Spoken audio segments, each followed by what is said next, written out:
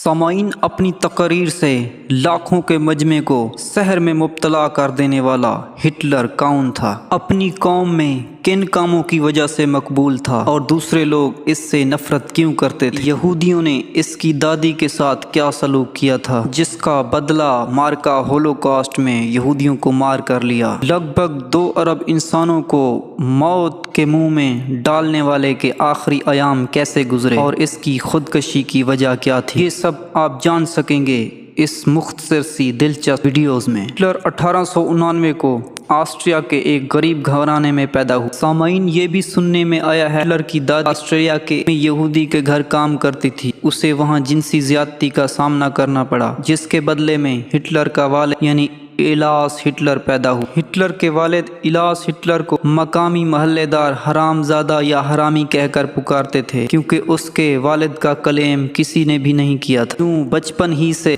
Hitler کے ذہن میں یہود قوم کے لیے نفرت پیدا ہو گئی۔ اس آئے روز کی تانا بازی سے تنگ آ کر ہٹلر جرمنی چلا گیا اور پھر فوج میں بھرتی ہو گیا۔ پہلی جنگ عظیم میں ایک سپاہی کی حیثیت سے اس نے شمولیت اختیار کی۔ سامعین، ہٹلر کو اوپر آنے کے لیے سیڑھی کے زینے تب ملے جب 1919 میں ہٹلر نے ورکر پارٹی میں شمولیت اختیار کی۔ 1920 میں اس کا نام نیشنل سوشلسٹ ورکر پارٹی جو نازی کے نام سے مشہور ہوئی۔ ان قابلیت اور ذہین پن کی وجہ سے ہٹلر جلد ہی پارٹی کا چیئرمین بن گیا۔ یہ 1933 کا الیکشن تھا جب جرمنی کے صدر نے بہت بڑی غلطی کی۔ ہٹلر کی پارٹی جو اکثریت حاصل نہ کی، تاہم صدر نے ان کو حکومت کی پیشکش کی اور ہٹلر نے بھی اس کا بھرپور فائدہ اٹھایا۔ یوں ہٹلر جلد ہی جرمنی کا چانسلر بن گیا۔ حب الوطنی کے سرشار جذبے اور اپنے الفاظ کی ادائیگی کے ماہر ہٹلر نے جلد ہی اپنی تقاریر سے لوگوں کو سحر میں مبتلا کر دیا۔ وہ جب لاکھوں کے مجموعے میں تقریر کرتا تو لوگ اس کے سحر میں جکڑ جاتے۔ واضح رہے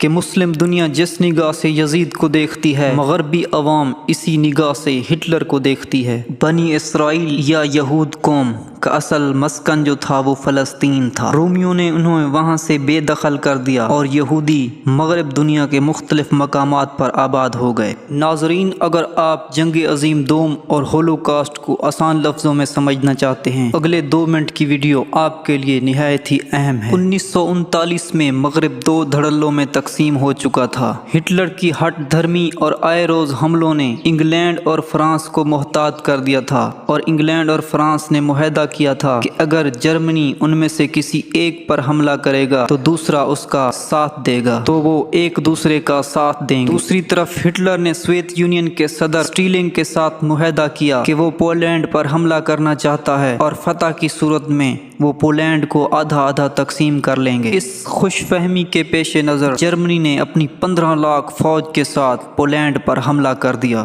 اور یہی وہ غلطی تھی جس کا انتظار انگلینڈ اور فرانس بڑی شدت سے کر رہے تھے۔ انگلینڈ اور فرانس نے اعلان کر دیا ان کی سرحدیں جرمنی کے ساتھ حالت جنگ میں ہیں اور انہوں نے جرمنی پر حملہ کر دیا۔ ہٹلر پولینڈ کی حکمت عملی میں کامیاب ہوا، لیکن اس کو بہت زیادہ قیمت چکانی پڑی اور جنگ عظیم دوم کا آغاز ہو گیا۔ 1941 میں ہی ہٹلر خود رشین فیڈریشن کے ساتھ معاہدے سے مکر گیا اور اس نے رشیا پر حملہ کر دیا۔ 40 لاکھ کی فوج کو رشیا کی سرحدوں میں دھکیل دیا، جو جرمنی کی کل فوج کا 80% بنتی ہے۔ ہٹلر فتح کی لالچ میں اندھا ہو چکا تھا اور وہ یوکرین پر بھی حملہ کر بیٹھا۔ دوسری طرف انگلینڈ اور فرانس نے امریکہ سے مل کر جرمنی کے چھکے چھڑا دیے۔ جرمنی کی ایئر فورس نے جب انگلینڈ پر حملہ کیا تو انگلینڈ ایئر فورس ہے، اس نے اس کے 1800 جہاز مار گرائے۔ جرمنی کی کمر ٹوٹ گئی۔ یوں 1945 میں ہٹلر نے ہار مان لی۔ دوستو، کہتے ہیں کہ ہٹلر نے عہد لیا تھا دنیا کے کسی بھی کونے میں کوئی بھی یہودی نہیں رہنے دے گا۔ اس مقصد کے حصول کے لیے ہٹلر نے باقاعدہ طور پر ڈیتھ کیمپ بنا رکھے تھے، جس میں یہودیوں کے مرد، بچے، بوڑھے، عورتیں اور غیر جرمن افراد کو چھکڑوں کے اوپر لاد کر لایا جاتا اور ان میں قتل کر دیا جاتا۔ اگر ہم ہٹلر کے آخری ایام کی بات کریں، 1945 میں ہٹلر نے جرمنی سے فراری اختیار کی اور برلن میں جا کر زیر زمین پناہ لی۔ سننے میں یہ بھی آیا ہے کہ اسی دوران انہوں نے ایک شادی کی، ایون براؤن نامی لڑکی تھی، اور فوری طور پر طلاق بھی ہو گئی۔ تنہائی یا کسی اور نامعلوم وجہ سے ہٹلر نے خودکشی کر لی اور یہ ایک سسپینس اور معمہ ہے آج تک حل طلب نہیں ہو سکا۔ دوستو اگر ویڈیو اچھی لگی ہو تو چینل کو سبسکرائب اور ویڈیو کو لائک کر دیں۔ ملتے ہیں اگلی ویڈیو میں، تب تک کے لیے اللہ حافظ۔